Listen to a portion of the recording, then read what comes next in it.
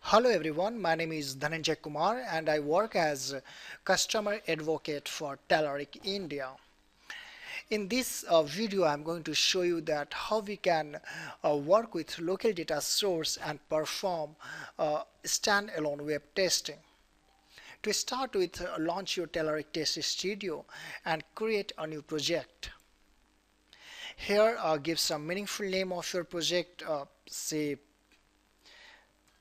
test data source what I'm giving here, and you can choose the location. I'm choosing my desktop and click on OK.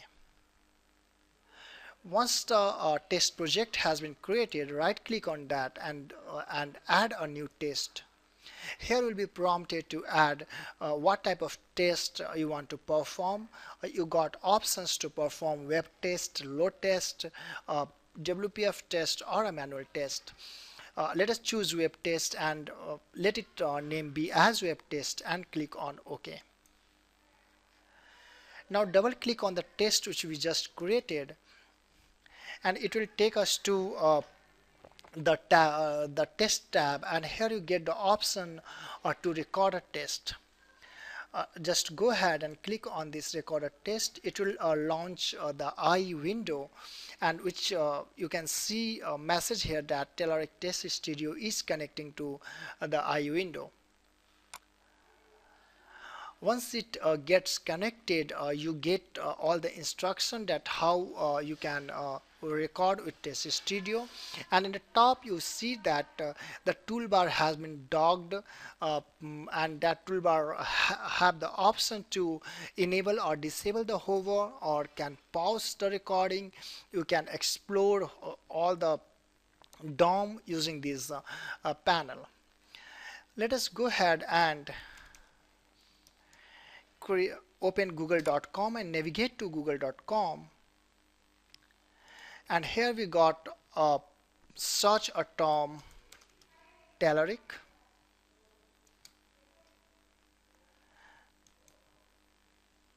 and once you get the search result, go ahead and pause the recording. After pausing the test, go back to Test Studio, and here you see in the test views group you got the option of local data. Just select that and you will get only create new data table option enabled. Just click there, and by default you will be provided with a 2:5 table. We want a table with only one column, so just change this to 1, and here you got option to update columns. Just click there and you'll get a confirmation box. Click on yes, and here you got it. Right click on the column 1 and select rename column, and let us give this column name as a search term, because in this column we want to have all the search term we want to search on the Google, and click OK.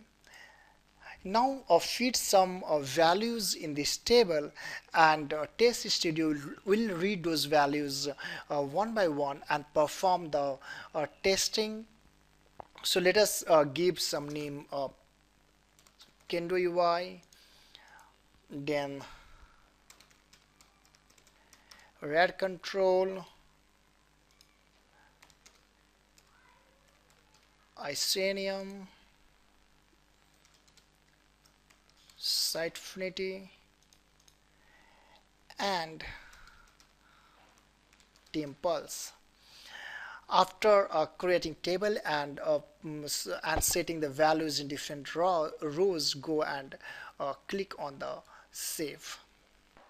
After creating data source, go to steps, and in the step 2 you can see that we are setting the search term.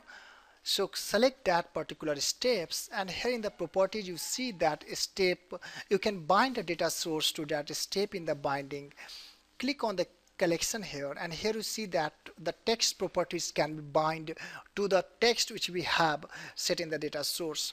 So here we need to provide the column name, and the syntax to provide a column name is $, and then you need to open the braces and close, and in between this you need to put the column name you want to set it here.